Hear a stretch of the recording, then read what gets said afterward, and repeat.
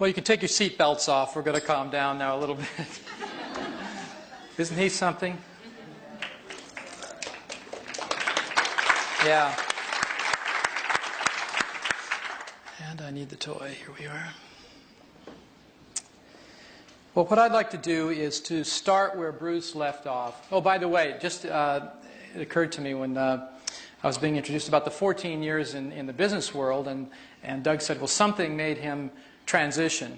I can tell you it was living in fear for 14 years. It was living in protection. I don't know if you spend any time in the corporate world, but there's a tendency to circle the wagons and hope it's you're going to be safe. So I had done my time there. I saw a lot of pain. I saw a lot of opportunity, but in the position I was in, I couldn't do much with it.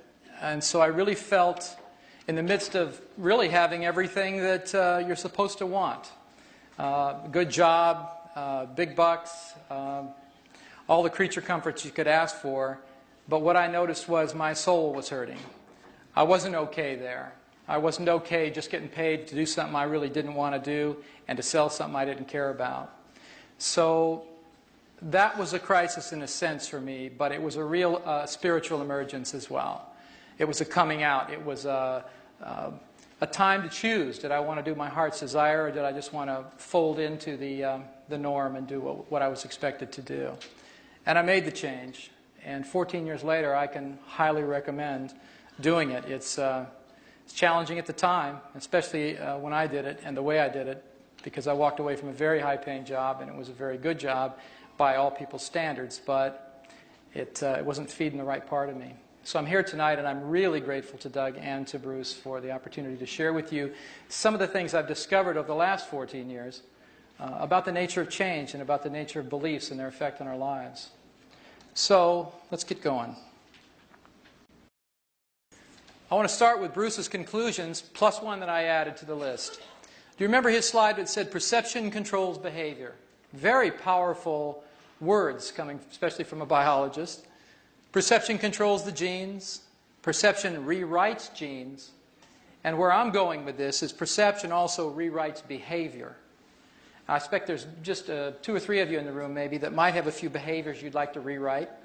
I certainly did, especially 14 years ago, and so my search was to find the easiest, sanest, most effective, and quite frankly, the most painless way to do it. Graduate school didn't teach me about the painless part. In fact, it was all about go back, find the pain, work through the pain, and that's the only way to change your beliefs. I do have a different story to tell you at this point, quite a lot different than that schooling. The thing about perception, because Bruce used the word a lot and then he squeezed it together with the word belief, I'd like to make a little bit of a distinction there for us this evening. Perception, in my opinion, is awareness. The dictionary calls it awareness, but it's shaped by belief. Belief actually precedes perception.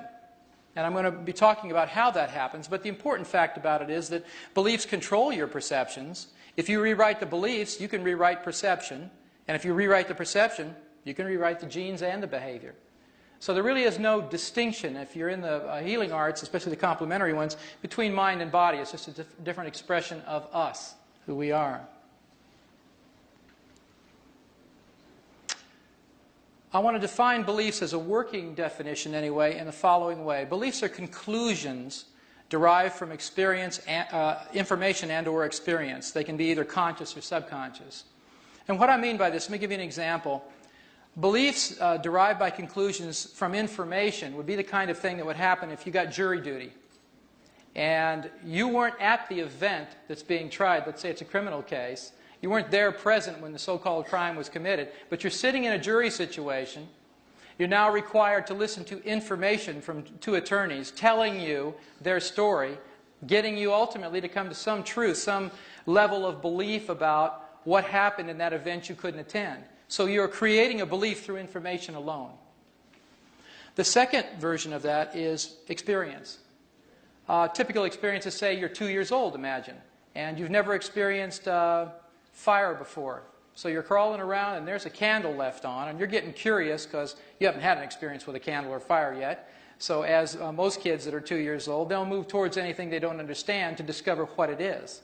So you move closer and closer to that candle, and isn't it interesting? So you stick your little hand out, like you do with everything else, to touch it and grab it and see what it is like, and sure enough, you get burned. Well, as soon as you get burned, you've had an experience. Now it's not just curiosity that's associated with that candle. There's an experience and a conclusion that is drawn from touching that fire, which turns into a belief, which ultimately, as I'll show you, affects your future perception of candle. In the beginning, there's not much of a differentiated perception, but after an experience like that, there certainly is. And then I'm going to talk a lot more about the conscious and subconscious mind, because this is where, in my opinion, the greatest amount of ignorance exists in mainstream psychotherapy, is that we've been trying to change subconscious beliefs with lots of conscious means. And it turns out the two minds are so different that it's no wonder it doesn't work very well. Your beliefs actually determine your biological and behavioral reality. If I had to just describe Bruce's presentation in total in one statement, this would be it. Virtually every part of our lives is governed by our belief systems. And we'll talk about that a little more too. Do you remember this slide? Here's the filter representing our belief systems. And if you look at it from this point of view, it's really a powerful thing to witness. Beliefs are really the filters of reality. You don't see the world as it is. You see the world as you are. In fact, you can't not do that. It's the most interesting thing is that each of you sitting out there looking at this presentation are actually having a very different experience of it. You all have the illusion it's the same experience. You'll talk about having been here, but it's not the same experience for you at all. Your set of filters about who I am, what I'm saying, where this place is, how you're feeling right now, that all profoundly affects your experience of this evening. So you think, well, it was a fact, here's what happened. But then you start talking to your friend that you came with or someone else that attended this particular event. They had a very different experience. So it's always that way. And if you can remember that, as soon as you're thinking, well, I've got the facts straight about something, remember, the facts are your subjective opinion, your filters of reality. And that's what perceptions are all about. That's what really matters here. Beliefs create perceptions, and they affect virtually every area of your life, as I mentioned. Self-esteem, for instance. I mean, your perceptions either define you as worthy or worthless in relationships, either loved or unloved. With respect to prosperity, that's a pretty popular one. You either can attract money easily in your life, or your perception is it's hard to get and hard to keep, and you'd mismanage it anyway. You look at your job performance. If your perception of yourself as a competent person or an incompetent person, it's going to make a heck of a lot of difference in terms of how you perform your job, and also the perception of others, of course. Mental health, you can see yourself as generally a happy person or a depressed one. Physical health, I mean, Bruce's presentation makes that pretty clear. The psychology profoundly impacts the biology of the body. Spiritual outlook, we have so many different spiritual systems and ways of looking at the hologram of God, so to speak, and all of the facets of it, that it is about perception when we're looking that causes us to believe and act in the way we do. And of course, the list goes on and on. Remember this slide? This is our friend Ecstasy. She represents joy. She represents growth in Bruce's model, moving towards something that's pleasurable. Do you remember this one? The Scream, it's called. So this one, of course, represents protection and fear. So my question to you is, if you had a choice, if you could choose between living like this, having your life and the undertone of your life being this feeling that you get when you look at this, or this, which would you choose? Oh no, let's review again. It's a tough choice. Would it be her?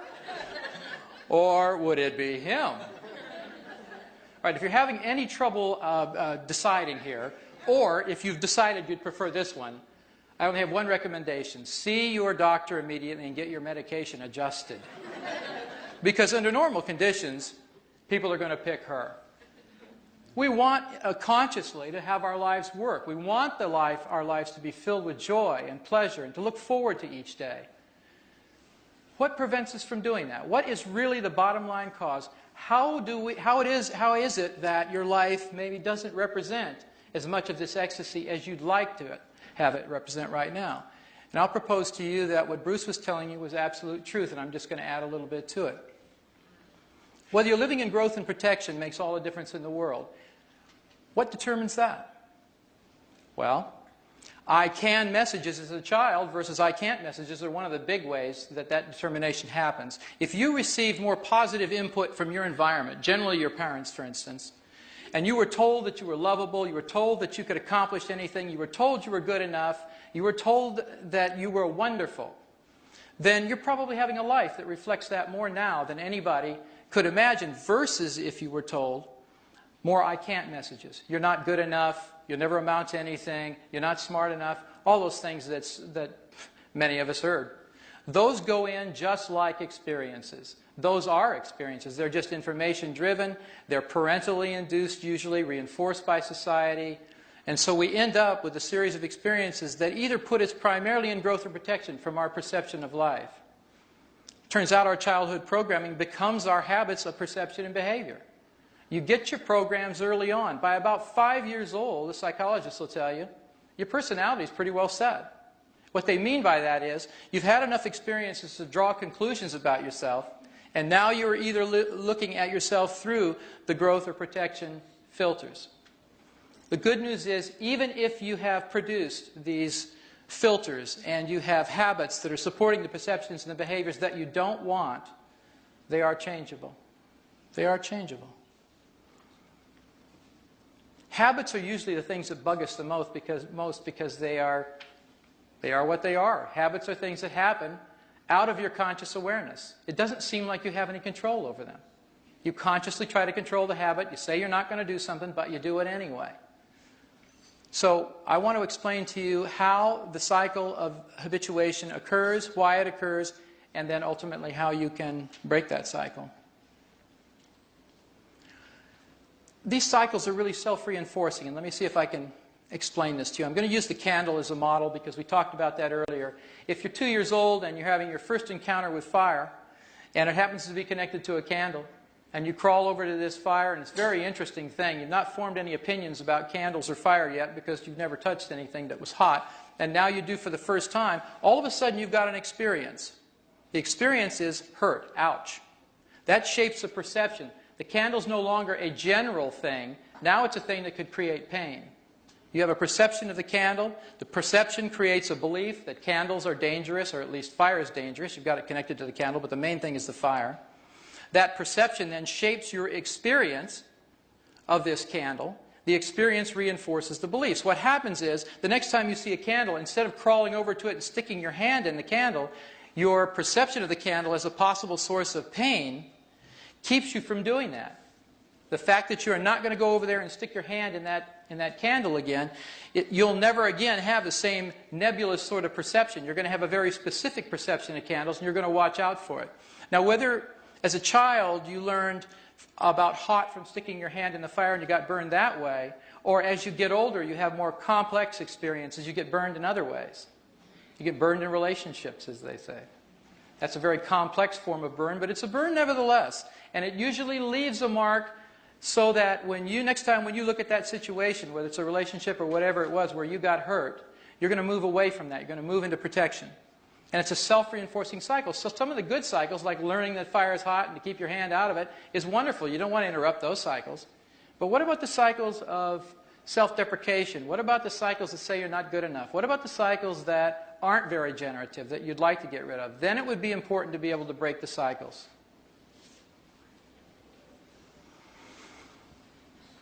Basically, breaking the cycle amounts to rewriting the software of your mind, because then you can change the printout of your experience. As Bruce said so eloquently, it's about your perception. If you can change how you perceive the environment, essentially how you can perceive yourself in the environment, you can change the environment. You'll be treated differently the second you treat yourself differently. We're told that, day in and day out by all the positive thinkers, but they stop at that part. And then what do you do? Well, there is something you can do, but how do you do it? It requires two things, really, information and tools. I'm going to give you a little bit more information, and then we'll get to the tool part. And please understand that with respect to the tools and the confines of my situation tonight, which is 1 hour, not 2 days in a workshop, I'll be able to hopefully demonstrate at least one of the Psych-K change processes that I've developed over the years, so that you can get an idea of how quickly a belief you may have had all of your life actually can change, and how you can verify that it's different as soon as it changes. So we'll be doing both things. Now, one of the key pieces of information you need to be aware of that makes all the difference in the world is that you don't have one mind, you have two. I mean, haven't you ever tried to change your mind only to find out your mind is a mind of its own? Bet you have. And I'll bet you relate to some of these things down here, the ways in which people try to do that. If you've ever promised yourself you'd get in shape, but then you didn't. Ever made a New Year's resolution you didn't keep? Ever tried to quit smoking? Try to stop procrastinating. That's a favorite one. You swore you'd never get involved with another relationship, but you do. And the list goes on, and you can fill in your favorite personal one down there about what you've tried to change. And you said you wanted to change it, so there's a conscious intention, a commitment. You're a bright, energetic, committed person, but somehow it just doesn't come off. It doesn't happen, even with your intention focused in that direction. Let me give you a little rundown on how different those two minds are, because this is very important in understanding the nature of how change can take place very quickly and why it's been so difficult with the tools we've been given for the past 35 years, which are mostly positive thinking, affirmations, willpower, that sort of thing. I don't know about you, I tried them all. You know, they worked maybe 20% of the time, very frustrating, but it was best we had at the time, so people kept doing it. Just say your affirmations, just do that meditation, just do it over and over and over again. The problem was, it turns out, we were mostly talking to the wrong part of the mind that's in charge of habits, in charge of the change. Look, conscious mind's volitional. It sets goals, judges results, and it likes to try new things. That's the one that says, hey, there's something good happening, let's go out and do it. Let's go into an environment we've never been in. Let's ride the killer roller coaster. Let's do a bungee jump, you know. It's the one that would say, hey, that's a great idea. But your subconscious mind isn't like that at all. Subconscious mind says, it's busy monitoring the operations of your body, basic things like motor functions, heart rate, digestion, and it prefers the familiar. It's the part of you that likes to play it safe. It wants to know what's going to happen in the next moment. It doesn't want something new to contend with. Its basic job is to keep you alive and safe. So why would it want to bungee jump or get on a roller coaster? It's not interested in that. So remember, volitional and habitual, two different components of you completely. The conscious mind thinks abstractly. It's conceptually based. The subconscious mind thinks literally. It sees the world through your five senses. Bruce mentioned the five senses. You're going to see, hear, feel, taste, and smell. That's the only way the subconscious mind can know reality. The conscious mind is the one that reads all those self-help books. It's the one that says, yeah, aren't we inspired? Let's go for it. It's got all of that energy about what you're going to do. It thinks up all those really great ideas. But without communicating the ideas to the subconscious mind adequately, you usually don't go anywhere. You get very excited. You ever been to motivational speeches? I mean, just plain flat motivational speeches. I mean, when I was in the corporate world, boy, we just did a lot of those. And I'd go into those things and they'd just whip you into a frenzy. I was clapping and stomping and yelling and screaming, and I was so happy. And then as soon as that motivational speaker left, so did the motivation. If you didn't get him or her to come back, which is the point of it, of course, if you come back and get that fixed, you'd get cranked up again. But there's a better way to do that. There's a better way to get to that place and to stay there, and it has nothing to do with motivation, actually. The conscious mind is responsible for short-term memory, the subconscious mind for long-term memory. Now, the short-term memory has a little trick to it. I don't know if you know this, but it's an interesting fact. The average length of short-term memory in human beings is about 20 seconds long, short-term memory. Now, I thought that was really interesting because do you know how long it takes to look a phone number up in a phone book, take the coins out of your purse or pocket, and get them into a machine and dial that? 25 seconds. God's little trick. Yeah. So you can't quite pull that off in short-term memory. The subconscious mind is a very important aspect of this change process that I'm going to be sharing with you because it is responsible for long-term memory. A critical element. If you get up in the morning and you've forgotten basic things that you learned when you were a child, like say walking, things like that, driving as an adult, you'd have to relearn everything every morning when you got up. So you don't have to do that, and you can thank your subconscious mind because it remembers all of those things. It's taken all of that conscious learning and turned it into habitual understanding. Think about driving for a minute. You know, when you first learned how to drive a car, how many learned on a stick shift? I'm just curious. Are you old enough to have? Okay. Yeah, well, me too. And it was a nightmare. I don't know about you, but I'm sitting in this little car, and I've got a gear shift over here. It was on the column. That's how old I am. It was on a column shift, and I got 2 feet, but they're 3 pedals. I'm thinking bad engineering right away. You know, it's a problem. What am I going to do with those? Then you got mirrors. You got people coming this way, people behind you. You got to steer the darn thing. You got to clutch, accelerator, brake. I mean, it was completely overwhelming, not counting my father, who was sitting next to me, yelling at me the whole time because he wanted to save his transmission in that car, and I'm popping the clutch, and it was an awful experience. But eventually, having survived it, I was able to move into an automatic version of driving, and now I don't think about it at all. In fact, most people don't think about driving at all. I noticed since I got here, anyway. This is a very interesting place. But you know, the beauty of it is you can have a conversation on the way from point A to point B. You don't remember driving at all. You had a great conversation, but somehow you get there. What's that about? I mean, who's paying attention? Fortunately, you have a very powerful part of you that is paying attention. That's your subconscious mind. That gets you around when you're doing the things that are really fun, and it takes care of most of these baseline things that would consume all our time if we had to do them consciously. All right, the conscious mind is time-bound, which means it's past and future-based. And for most conscious minds, if you're living with the scream mentality, you spend most of your time regretting your past and agonizing over the future. So that's not very much fun. Your subconscious mind is timeless, however. It thinks in the proverbial present moment only. So when you're talking to the subconscious mind, this fact is very important. It doesn't understand future tense requests. If you put your request, what you want, in a future tense for the subconscious, it mostly yawns and goes back to digesting your dinner because it doesn't get it. So you have to talk present tense. Now that seems a little crazy from your conscious mind's point of view because it's thinking, well, that hadn't happened yet. If I'm making up this statement that I want to be true, shouldn't I say I want it to be true? Only if you're trying to convince your conscious mind.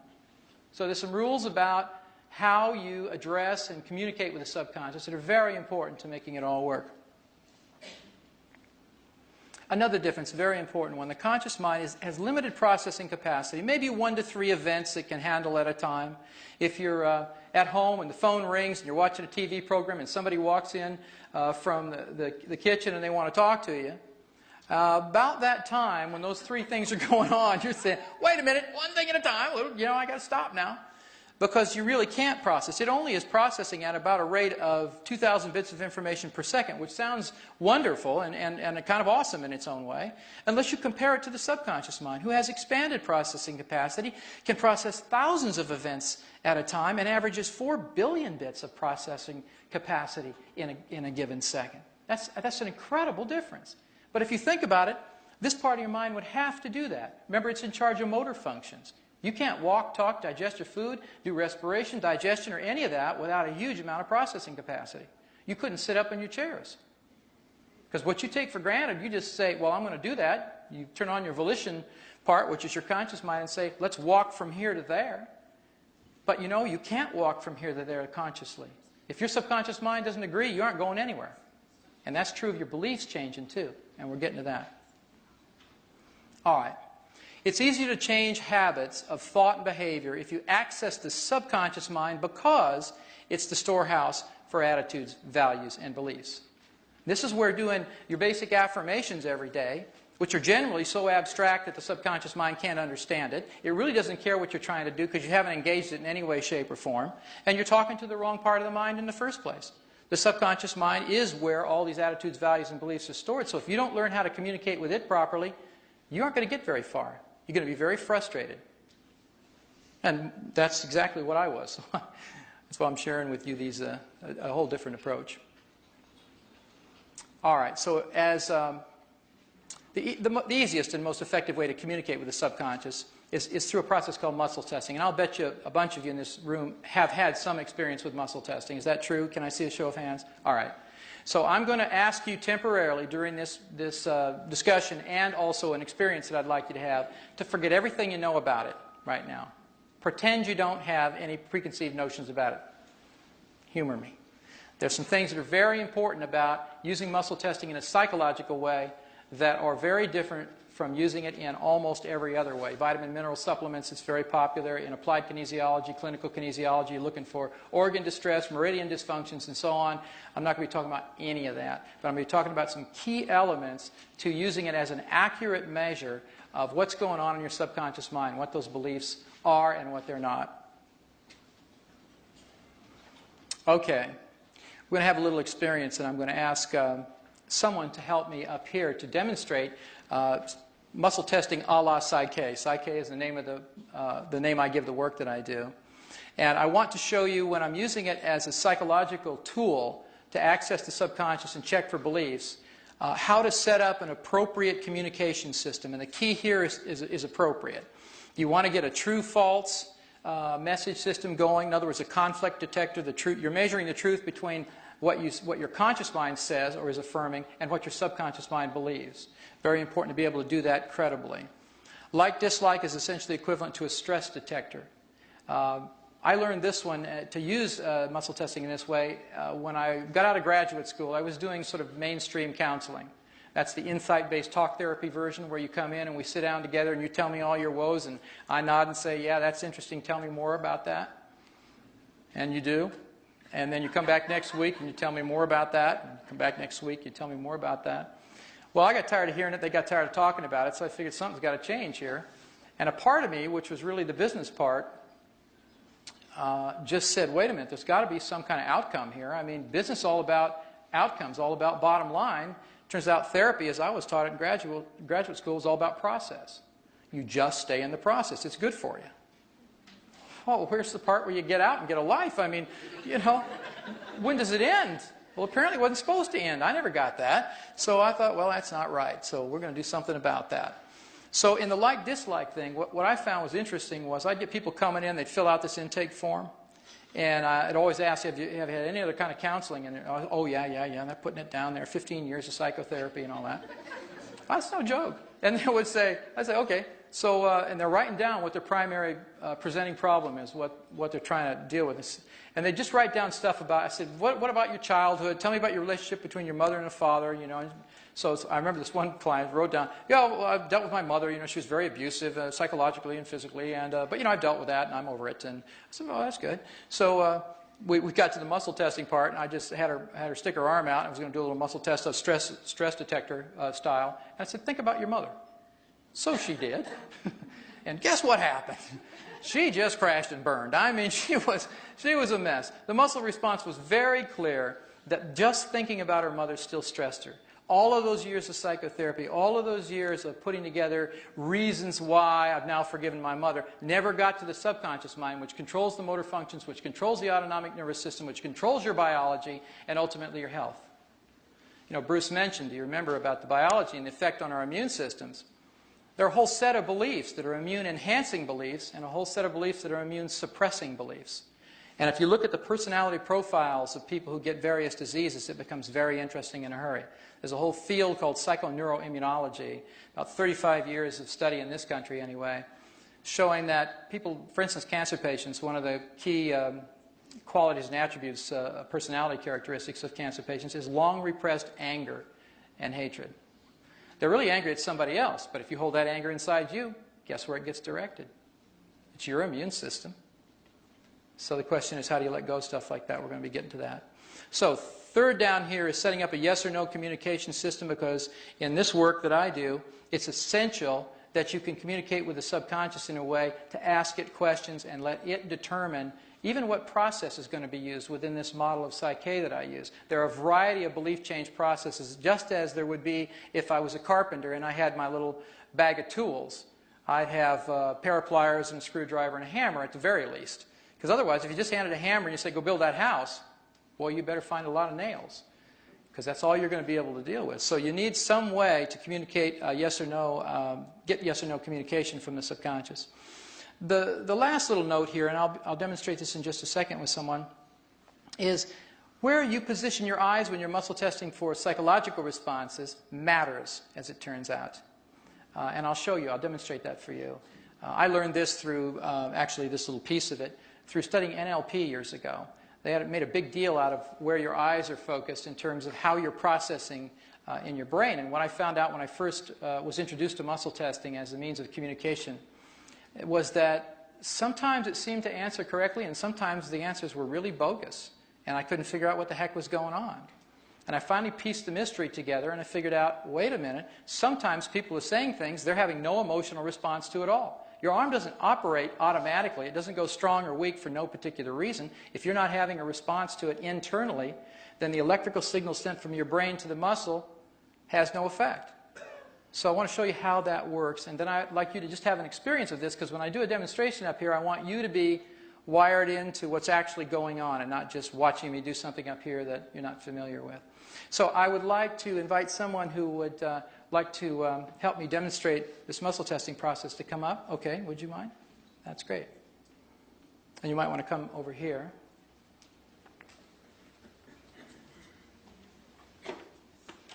And you are? Juliana. Juliana, if you'll come over here, which arm would you like to use for muscle testing? You most comfortable with this one? Right arm. Okay. So let's see if we can get you in some light and me in some light. This is good. Okay. I'm going to demonstrate all three of these things, and then I'm going to have you do just one for the sake of time and for your experience. But what I'm doing is I'm standing next to Juliana's arm. Rather than in front of her like this, I want her to be able to have clear vision over here and me out of her line of fire. So we're not exchanging too much information in our biofields right now. So Juliana, what I'd like you to do is the following. I'm going to be pressing down on your arm gently. I've got my hand here on your wrist rather than on your hand, and my other hand gently on your shoulder.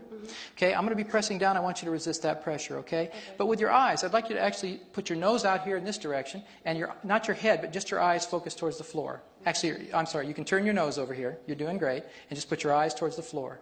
And hold them right there. I'm going to press down. Let's just do this together. And I'll tell you before I press, because I'm going to say the words, be strong, okay? Here we go. Be strong. Good. Now, I'm just calibrating to find out what that's like. Am I pressing okay? It's not too hard. It's not? Okay. Let's try out some stuff and see what happens. So we're going to go with the first communication link up here. I'm going to have you say something that we know is true about you, and I'm going to ask you to do this one. This is the one that you will do as an experiment. So I want you to use your name, because it's something your subconscious probably agrees with unless you're going by an alias. So I want you to look down, and out loud, Juliana, I'd like you to say, my name is Juliana. My name is Juliana. And be strong as I press. Good for you. So let's have you lie now. This is a really important thing. In fact, I'll set this up.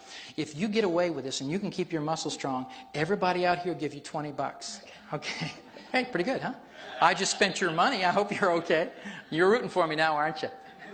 Okay, here's what I want you to do. I want you to, again, with your face out here, but your eyes towards the floor. Let's make you somebody else completely, like some guy named Bill. We'll make you male. Your name is Bill. So I want you to say out loud like you really mean it. My name is Bill. All right, my name's Bill. Be strong, Bill. And see what happens. I'm pressing gently, but her arm is actually moving down rather than locking in place. I know all of you can't see that exactly, but trust me on this. Can you feel the difference? Yes. Yeah, it's dramatic to her and to me, and I'm pressing very lightly. It's not about pressing harder. It's about when she says something that isn't true, roughly, you can rest your arm, roughly what's happening is equivalent to what happens in a polygraph machine. The brain is actually changing frequencies. The signal is changing. It's going into conflict because there's no file in there, either the gender file, which says she's a female and she's affirming she's male, and the name file crashes because her name isn't Bill, it's Juliana. So two things are going on that create conflict at the brainwave level. The signal, electrical signal from the brain to the muscle is what causes the muscle to go weak. It's not that her muscle mass changes or that I have to press any harder. It's simply a restricted signal because of the confusion, the conflict in the brain. That electrical signal is diminished. The muscle response is much, much weaker. So if you can detect this difference, you can set up this binary code. It's a natural biofeedback mechanism built into every one of us. So if you use it properly, it's very, very wonderful to find out what's going on at levels of your consciousness that you can't find out consciously about. So let's do the next one. Let's do an experiment with like-dislike. So what I'd like you to do is this. I'd simply like you, again, with your face out here, your eyes focused towards the floor. Think of something you like, a circumstance, a situation you really like to be in, and get the feeling of being in it, and then let me know when you're there. I would like to be in it? You would like, yeah. Feeling a situation you like to be in. Okay. It can be something you've already done, but you can think about it and go, yeah, I like that. Okay. You got it? Be real strong. She's really strong to that. She likes that a lot. So we won't have you talk about that, okay? All right. Okay. I want you to switch gears. I want you to think of something that you don't like, equally powerful, but the opposite of that pleasant feeling. And take your time and let me know when you've gotten into that feeling. Something you don't like. Oh, you can think of a food or a person or... Okay. Oh, that helped. What was that the person one she went through? Okay. Take your time. You have to get into the experience of it. You let me know when you're feeling the feeling of it. Got it? And be strong. Sure enough. Can you feel that? It's real dramatic over here. So she's going very weak to that feeling. I don't have to know what it is, but I can tell it stresses her. It's real easy. We're using this as a stress detector. And the final one is to set up a yes or no communication system. This can be done very simply. All I want you to do in your mind silently is just repeat the word yes over and over and over in your head. So just listen to it silently. And be strong as I press. Good. Repeat the word no. Hear that over and over. Okay. And be real strong. Feel the difference? Yeah. Can you see a little bit of her movement? Because she's moving and that arm is dropping real easily and I'm pressing very gently. This isn't a wrestling match. I mean, some muscle testers just want to yank on your arm and they got all kinds of agendas and stuff. It isn't about that. It's just pressing hard enough on the arm to detect whether the muscle locks in place or unlocks. Because as long as you're getting strong and weak responses and your intention is clear about what you're testing, you have a really powerful internal communication system going on here. So let me propose the following.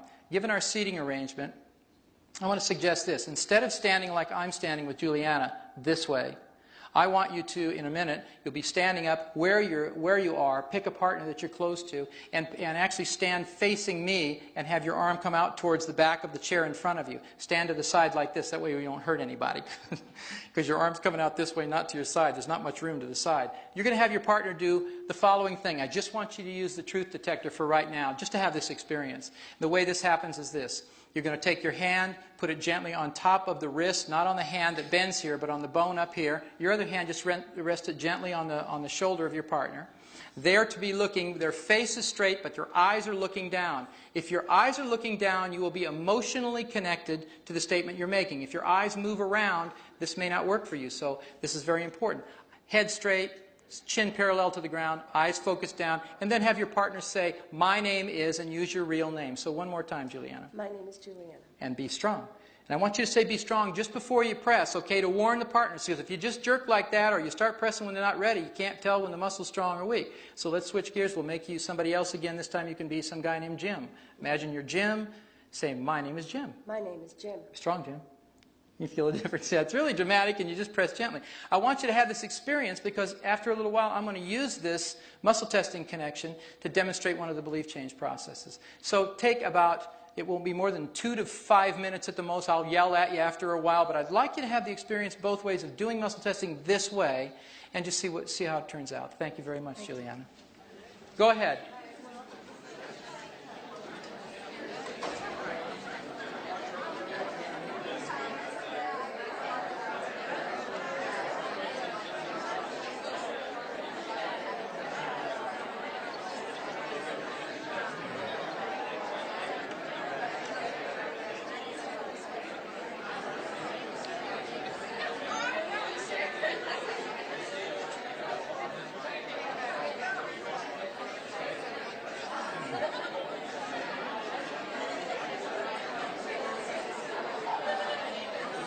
Going okay?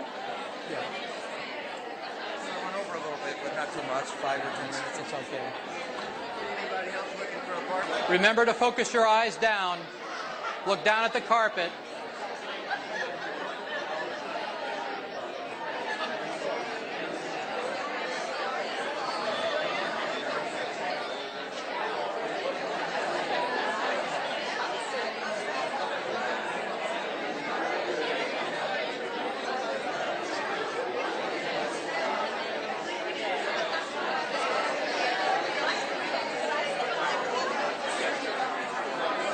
Okay, and when you've finished, have a seat. When you've finished the experience, have a seat, and I'll know you're getting ready.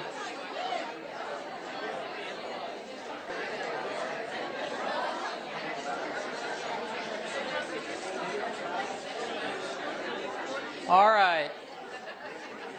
Let's bring it back.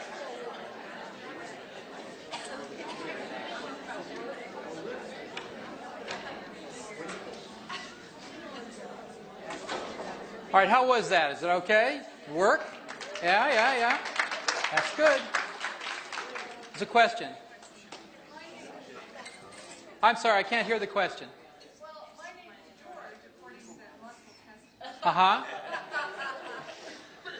And you wonder why, yes. Okay, a couple things can be going on. One is eye position. Your head has to be up, not cocked down looking straight. That's why your chin has to be parallel to the ground and your eyes are focused down during the testing.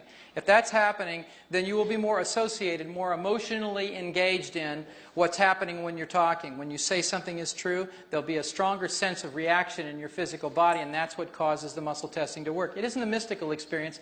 It's a biological, neurological experience. It's really a very cheap biofeedback machine that you carry around connected to you, your physical body. So used properly, it will work fine. The other possibilities, and I don't have time to discuss them right now in terms of the anomalies, sometimes people will test weak to everything. There's a specific reason for that, and it turns out that's an easy correction. Sometimes they'll test strong to everything, no matter where their eyes are looking. And if you're strong to everything, that's another condition in the body that's happening at the time, and there's a corrective procedure for that. But even here, you know, I bet you there 90+% of you had the experience as you normally would, and a small percentage may need some kind of tweaking, in other words, to make it work really well. If you've never experienced muscle testing before, sometimes it can just be plain surprising. You know, it worked. What's that about? Because consciously you walk around thinking you're in control of your body and your behaviors and your responses and all of that, and the fact is mostly you're not. Mostly you have your subconscious mind running the program, both behaviorally and biologically, and you're just not used to accessing it and experiencing it consciously. So muscle testing is a simple way to do that. So, on we go. Not only do you have two minds, you have two hemispheres of the brain. And this is one of the key pieces also associated with the change process. And I'm going to give you just a quick course, Hemispheres 101 here, so we can move along. Most of you are familiar with the basic concept of brain dominance theory. You have a left brain and a right brain, a left hemisphere and right hemisphere. The left side of your brain is really the primary center for logic, linear thinking. It's the primary speech center, so that's where your words come from. It tends to be analytical. It breaks things down into parts rather than putting them together, and it just loves the order and control of things. That's the part of you that thinks it's really good to get to work on time and to get your jobs done on time and can balance your checkbook and all those things that are a function of, you know, ordinary life. So it's a good thing we have that hemisphere. But it's not the hemisphere where you have much fun, I notice. So you want to take into consideration the right brain, the right hemisphere. It's where your emotions are. It's where pictures are made in your head instead of words. It tends to synthesize rather than analyze. It puts things together rather than breaks them apart.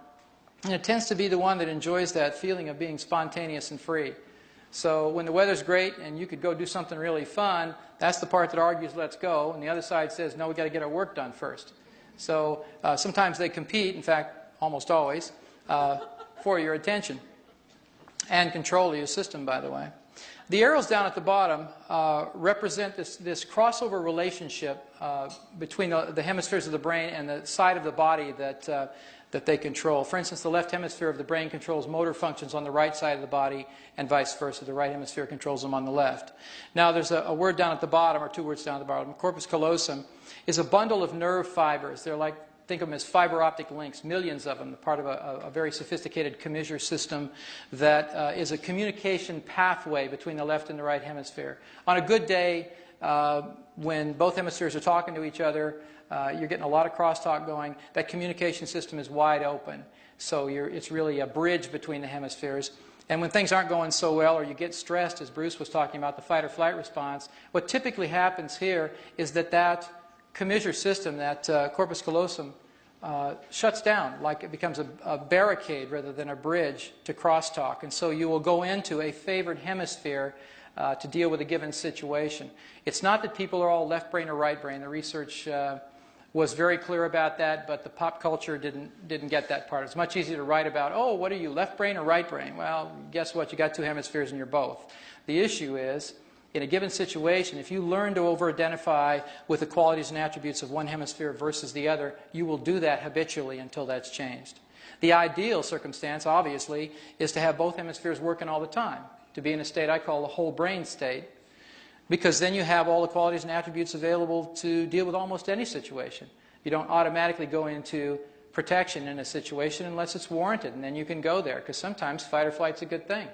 You know, you You got to get out of there, get the blood out of the viscera, get it to the limbs, and get out of Dodge. So it's all right to have that happen, but you want to be able to control it. You want to be able to perceive your reality through both hemispheres at the same time. This little tidbit will come up in a little while, so I just wanted you to have a working reminder about it. The other thing is, the mind is not the brain.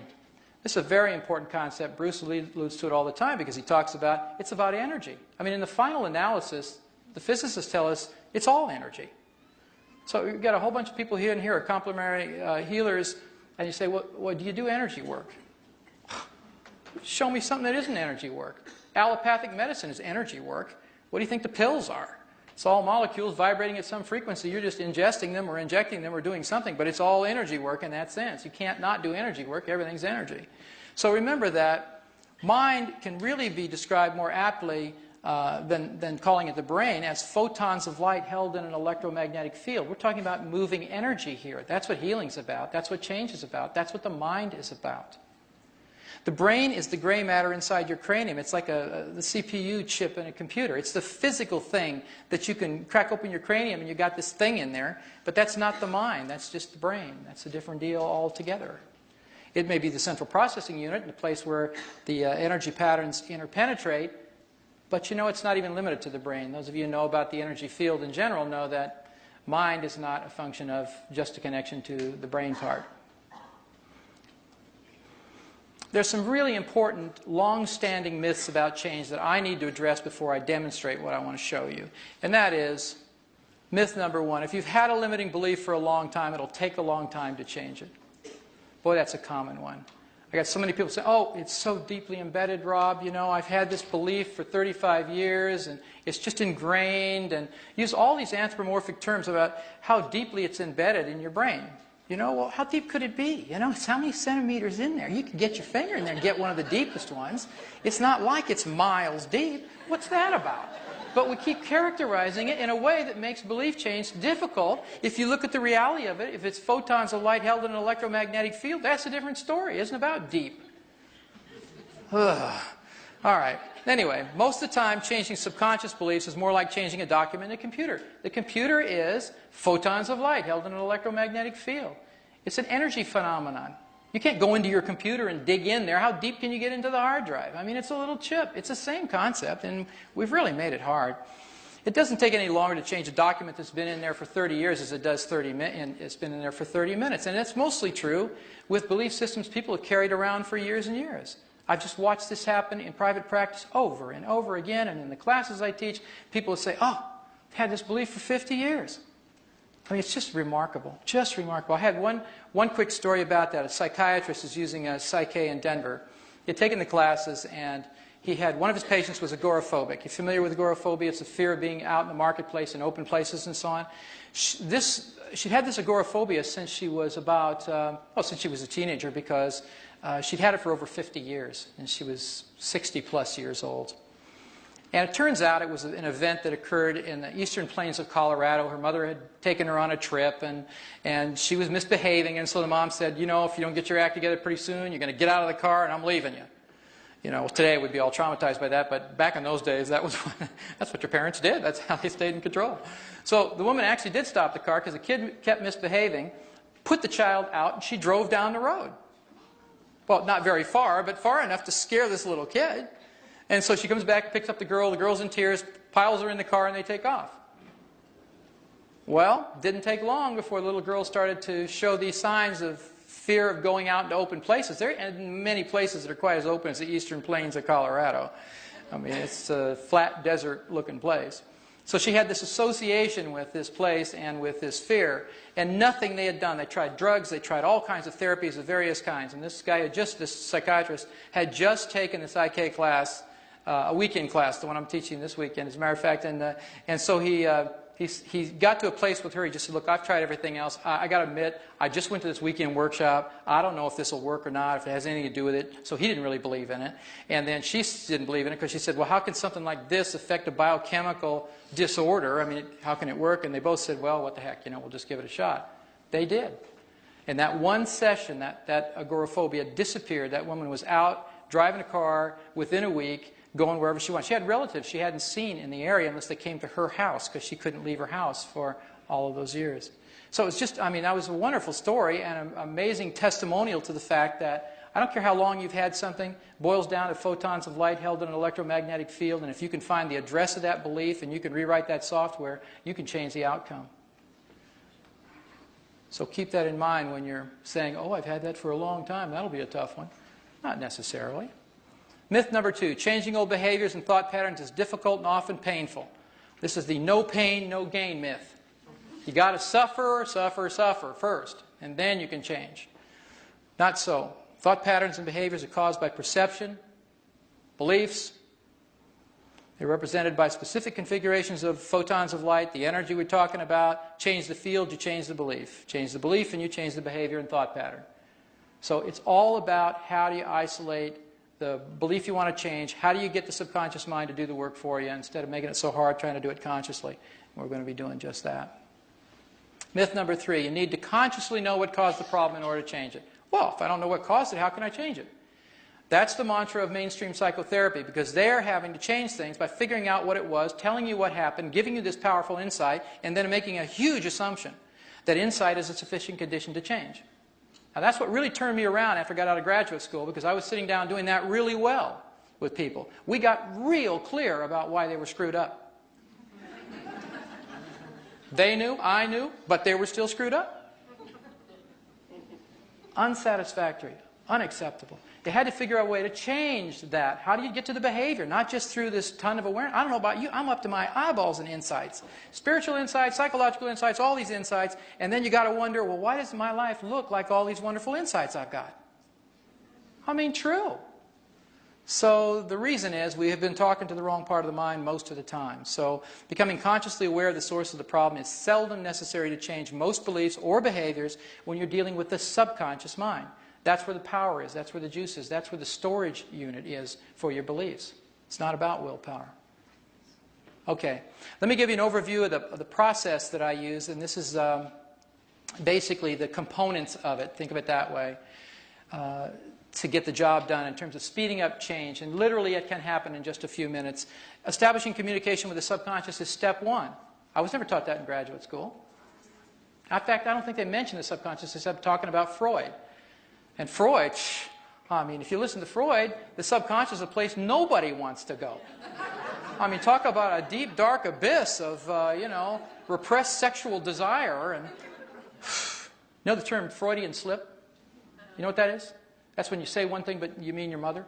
Yeah. That'd be a Freudian slip. Okay. So nobody wants to go there because they've made it a horrible place to go. But the fact is, it's no more horrible than your hard drive. You go to your hard drive all the time. If you open your computer and you get documents out of there and stuff, that's energy. So we're going to be communicating with the hard drive here. You're going to pretest a desired belief statement. That's a very important thing to find out if your subconscious believes it or not. Like Juliana was very kind to come up here and give her attention to this process, and I had her say something that was pretty non-threatening, my name is Juliana. But what if I had said something like, had her say something like, I love myself unconditionally, or I trust that I am a wonderful person, or anything that she would desire to be and to know about herself. Then all of a sudden the rubber meets the road. Now you're finding out from your subconscious mind, do you agree with that statement or do you not? You may have done tons of therapy, you may have been saying affirmations and meditated for 25 years, and I tell you, surprise, surprise. You'll say something you think is true and you do believe it consciously, but your subconscious mind never got the message. And that's the part that really needs to get it in order to have behavioral change last. That's why so much change tends to be temporary and made out of lots of willpower. All right, so we've got pretest the statement, get permission and commitment to change the belief using a Psych-K balance. The balance processes that I use, I call them balances because essentially what they do is they create a balanced identification or perception of the left and right hemisphere of the brain at the same time for the new belief. And by doing that, using this whole brain integration process stuff, you can reduce the resistance to internalizing a new belief very quickly without all that effort and struggle. And the permission and commitment thing is really important. I've noticed in conferences I've attended for energy psychology, as an example, many of the processes make huge assumptions that if you have something that looks like it needs to be fixed, it actually represents something that's broken. I don't know about you, but a lot of times whatever you call broken is a messenger. That message is there to that pain or difficulty or whatever you call dysfunction is there to teach you something, and you kill the messenger.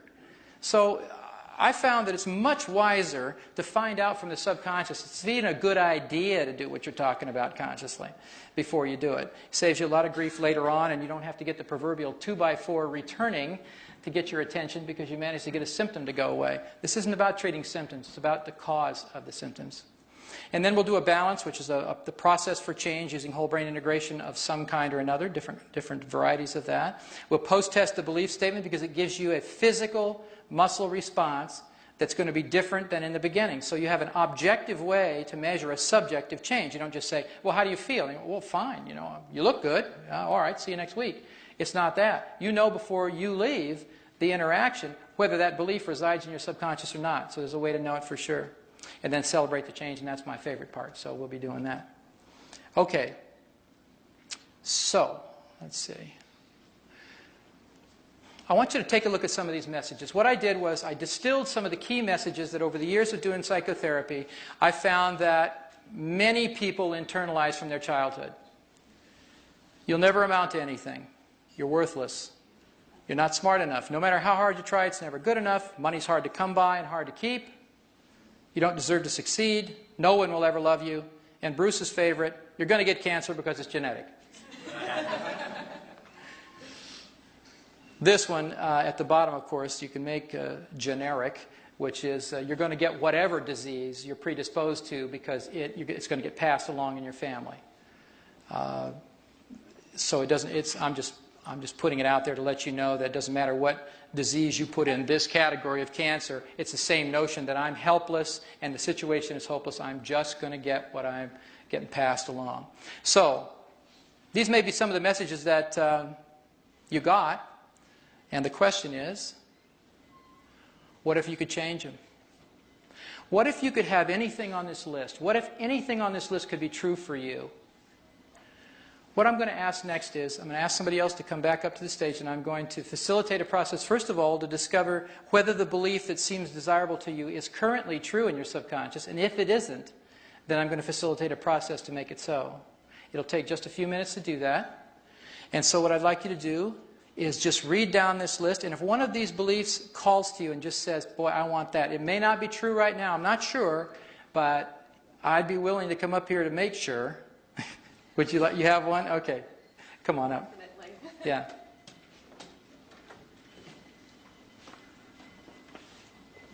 I get this one. I might actually be able to finish my PhD. And which is that? I deserve happiness and success in my life. I deserve happiness and success. And your name is? Karen. Karen. Okay, Karen, I'm going to have you come over here, please. Like about so. And I'm going to have you put your arm out. We're going to do a little muscle testing together. Can I have you turn this way just a bit? Thank you. With your chin parallel to the ground, your eyes focused down and open. I'm going to press down on your arm. I want you to be strong if you can. You ready? Okay. Be strong. Okay. So we're going to do what we did initially to establish communication, because I haven't gotten a weak signal, so I don't know what that's like in Karen's system. So I want you to say out loud, my name is Karen. My name is Karen. Be strong, Karen. Good. Say, my name is Frank. Be a guy named Frank. My name is Frank. Strong, Frank. Okay, can you feel a difference in that? Okay. I'm not pressing hard. I don't want to press hard. I'm not trying to make this dramatic. I'm just trying to press hard enough that she can tell when the muscle locks in place and when it unlocks. So we're getting a very clear signal here. Just for fun, I want you to do in your mind silently, repeat the word yes. Hear that over and over in your head. And be strong as I press. Okay, repeat the word no over and over. And again, be strong as I press. Good, you feel the difference? Yeah, big difference. Okay, Yeah. so what we're going to do is we're going to make this a little juicier now. We're going to have Karen actually say her desired statement out loud. We're going to test it against what the subconscious mind currently has residing in there as a set of beliefs and see if she has any beliefs that support that. She may actually not believe it consciously. It's possible she could already believe it subconsciously, and we don't know that until we test. So if you'll put your arm out again, I'm going to have you say your statement out loud, which is, I deserve happiness and success in my life. Look down and say that like you mean it. Okay. I deserve happiness and success in my life. And be real strong. Oh, nice try. Please, God, make it work. That's about wanting it with all your heart and soul, but not having the program to support it. And that's what I mean. You think, oh, geez, I've tried it, and I want that, and I'm really desirous, and oh, I'm all lined up. And your subconscious says, sorry, no software for that one. All right. So what I'm going to do now is I'm going to demonstrate a change process. And this is different than teaching it, so please forgive me in terms of not being able to have the time to explain each little detail. That's why it's a 2-day workshop. I can't make that into this hour or so that we have together. But I'm going to facilitate this with her by going through the protocol, generic protocol I showed you, and we'll see what happens. So if you put your arm out for a minute, please. Okay. First of all, we're going to get permission and commitment. We've already tested the statement. We know that you're weak to the statement. The goal is to get her to be strong to the statement. Right now, she tests weak, although she's really wanting to be strong. And I can understand that. All right, so I'm going to ask a couple questions. You don't have to repeat any of this out loud. Just listen. And then I'm going to muscle test for yes and no responses and so on, okay? Okay. All right, it's safe and appropriate for Karen to balance for this goal now. So be strong, Karen. Good. We get a nice, strong response indicating yes. All parts of the system are ready, willing, and able to balance for this goal using a new direction balance. So be strong if you can. Good. All right, her subconscious mind just agreed to one of the several Psych-K patterns. You might be asking yourself, how could she know what that is? Well, I'm not asking her conscious mind. Turns out I'm asking her subconscious mind. And the real magic of this is lots of information is shared subconsciously that you're not aware of at all. Every time you walk into a room, especially if you're as close as I am to her right now, much information at the 4 billion bit processing level is being exchanged between us. So if I know what a new direction balance is, turns out I do, I muscle test her and her subconscious mind can actually give me a response to that because it can access my hard drive. It's very interesting about this stuff because I did it in foreign languages just to prove this to myself. What a trip. I got muscle tested in Mandarin Chinese, and my subconscious mind knew what this person was saying. All the muscle responses were correct for the questions that she was asking. So it gets really interesting in a hurry. All right, so here we go. We've gotten as far as doing the actual change process. I'm going to require a chair for this, so if you'll hold on right here, I'm going to grab one. Or I'm not. Oh, here it is. Thank you. All right, I'm going to put you right there, and you can sit down in that chair. Okay? So what we're going to do next is we're going to utilize some of this left-right brain integration technology I spoke about. We're going to set up a system so that Karen's mind can maximize her perception, left and right brain at the same time, while she internalizes this new belief. This is different than just saying affirmations, and I'll explain a little bit about that while she's going through the process. To determine the best way for her to achieve this left-right brain integration, we're going to use her physical body because it's an electrical system. If she crosses her ankle one over the other, her electrical field actually changes. I don't know if you know that, but when you cross your ankles or your legs, you're really changing the field in your entire body. Same with your wrists. Any place you can cross the midline of your body makes a different electrical circuit, just like a circuit board. So watch what happens. If you put your arm out like so, please, and cross one ankle over the other, doesn't matter which one, looking down again with your eyes, I'm going to press down, you see if you can be strong. Okay, switch your ankles the opposite way. Let's see if it makes any difference when I test. And be strong now. Ooh, you see the difference? Go back this other way. Apparently there is a clear preference here. Be strong. She's real strong when she crosses right ankle over left. And remember, this is all in relationship to this goal. This is not a general thing now. We're into a belief change piece. That's the target. And her subconscious mind is telling us, hey, this is the way I need to be configured optimally to get this belief to be true. So while your ankles are in the position that caused the strength, I want you to do the following with your wrist. Put one on top of the other straight out in front of you like so. I'm going to press down on both of them, and I want you to be strong if you can. Strong now. Okay, switch them the other way. Let's see if it makes any difference. Be strong now. You tell me which one feels stronger. Go back to the other way. Be strong now. Okay, and back the other way. Be strong. Yeah, this way does, doesn't it? Like yes. So? Yeah. We're getting a clearer signal. I just had to test a couple times because the difference is fairly subtle. So what you do with your hands now is just go ahead and interlace them like this. You can rest them in your lap. Okay. Here's what I want you to do. And then I'm going to have a little chat with the group while you're doing it. Okay. I'm going to have you close your eyes in a little while, and I'm going to have you be able to silently just repeat the statement. I'll give it to you, and then you're just going to repeat it gently over and over in your mind. And what I want you to do is I want you to actually invite any resistance to the idea, any other ideas like your statement is, I deserve happiness and success in my life. If you've got any other voices in there that say, no, you don't, you never did, you never will, all that stuff, rather than try to push them away or make them go away, I actually want you to invite them in. Say, okay, come on, because it's an educational process. You're going to be saying this statement to this resistance until the resistance just disappears. So until you feel either a mental, emotional, or physical change, keep your eyes closed and keep saying the statement to yourself. When you feel that shift, I want you to open your eyes and we'll do the next part of the process. Okay. Deal? Mm-hmm. And I'll amuse everybody out here while you do this. Okay. So I want you to close your eyes, silently begin to say the statement, I deserve happiness and success in my life. And while Karen is doing that, I wanted to make a couple of comments about what's going on. we've configured her body, not according to my guess or my judgment about what she needs, but her subconscious mind, which knows how that belief is blocked. It knows exactly what software needs to be rewritten to make it so, and it's in the process of doing so right now. It's different than meditation, because most meditation is single-focused and all other ideas must go away. You notice the instruction I gave her wasn't to do that. It was to say the statement and invite these other ideas in. It's not prayer, because you're not really asking for intercession in some way. Come, please help me. It's not that kind of thing. You're just affirming this belief over and over. It's not visualization. It's not positive thinking. It's simply affirming a statement to be true, educating the parts that are in resistance, and doing it through the filters of whole brain integration. While in this posture, she can't think of the downside of this the way she used to. Left and right brain now are working simultaneously, and they're perceiving this goal in a brand new way that she hasn't been able to every time she's thought about it in a normal sitting posture or just in her normal life. So it's really interrupting the cycle of over-identifying with the left or the right hemisphere of the brain, which kept her stuck. As soon as this comes into a whole brain integrated perception, the belief's hers, and we'll test it out. Okay? So you keep at it until you can feel something change, and then you just let me know, and I'll keep talking to all these people about this. So it's usually this process, I'd say on average, takes about 2 to 5 minutes for most beliefs to change. Small price to pay for something you've had all your life that's been arresting your life and keeping it from being in that ecstasy, the picture that we saw, and really promoting a lot more of the protection and the scream energy to your life. So it can shift, it does shift, and it's not about me doing something, it's about her. In fact, all of Psych-K is really about very little about the facilitator and a whole bunch about the innate wisdom and the divinity within each of us. It's activating that and moving it into a specific area of intention and giving the tools to the subconscious mind to do the job that it is capable of doing with the proper instruction for doing it. Sometimes when the change is taking place, this is another interesting aspect of this process, is that it's not particularly visual. You don't have to visualize anything. If you're not a good visualizer, you don't have to make a picture in your head to make things come true. If you tend to be more auditory, you make sounds in your head, you talk to yourself in your head, you'll go there. However the belief is wired in that needs to be changed, that's what she's going to get internally. So sometimes you'll get pictures, sometimes you'll get sounds, sometimes it's just your body, you're feeling. You'll feel the body change, you'll feel the muscles tense and then release.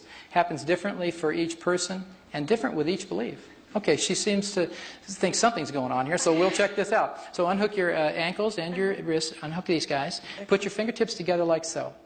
Just hold them there. This is equivalent to the save command. If you think about what she was just doing in a computer metaphor, she was editing the documents that kept her from believing she deserves this life that's going to work. Then we're saving this to the hard drive. We're making it a permanent document in her subconscious mind so that it won't just go away. It's the same thing as you always save your work before you turn your computer off, you know, so it's there when you get it next time. Same idea, so you can let go of that.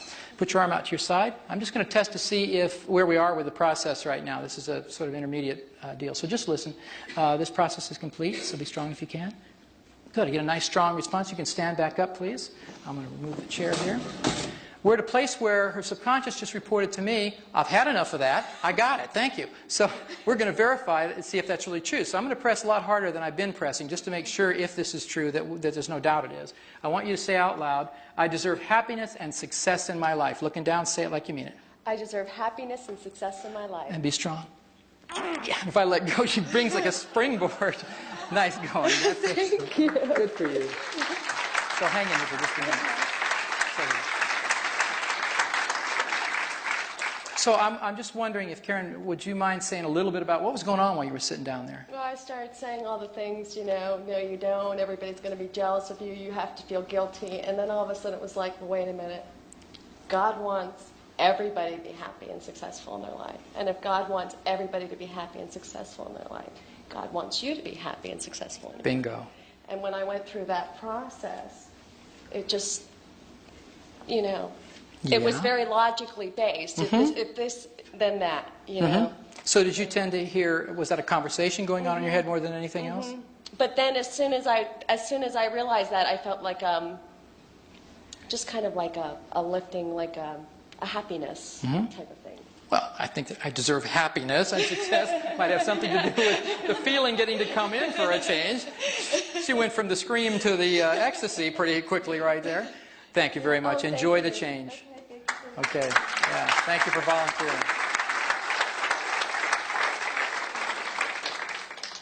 Okay.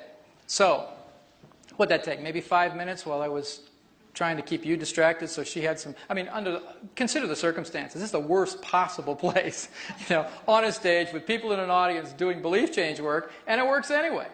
Imagine if you had the privacy of your own home and one other person to work with, and you didn't have an audience the whole time.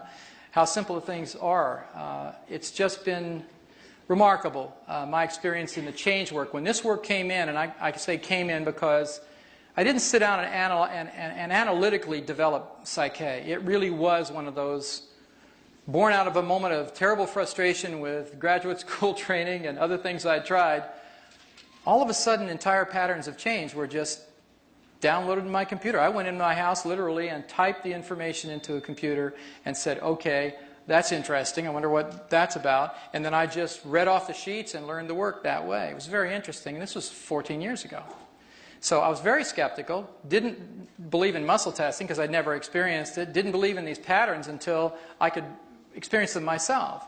And when I saw the really miraculous changes that were taking place in short periods of time, physically, emotionally, spiritually for people, I finally just said, okay, thank you, and I'll do it. So you find your path and you stay with it because it works. And it's my joy to get to share this information with you. It's like Bruce and I bond because he's bumping the envelope of biology. I'm doing the same with psychology. We've been looking in the wrong place for the changes for a lot of years, and it's time to wake up and do it completely differently. So thank you for your kind attention, and if you have an interest in learning more about the work, Doug's going to tell you about our workshops on the weekend. Are there any questions before I close? Anything that pressing and you need to know other than you need to go? Okay. One last thought. Okay. Is this something you can teach yourself to do? Can you do it with yourself? Is that what you're saying? Can you do this all by yourself? Yeah, you can. There are methods of self-testing that are possible, and they have their limitations. So what's really good about it is if you have a friend or anybody, it doesn't even matter that they even know the work, and if they don't come to the workshop, that doesn't matter. What matters is one of you came. Then you'll know the work, and all you need to do is take 2 minutes and teach somebody muscle testing. If somebody else is pressing on your arm, it's just more objective than if you're doing the whole loop yourself. At least that's what I would recommend. A lot of people do it, and I honor that, but I would rather have somebody else testing me than me testing myself, especially when the issues are really where the rubber meets the road. Okay? All right, so final thought. Remember that your beliefs determine the limits of what you can achieve. As Henry Ford put it, if you believe you can, or if you believe you can't, you're right. Good night.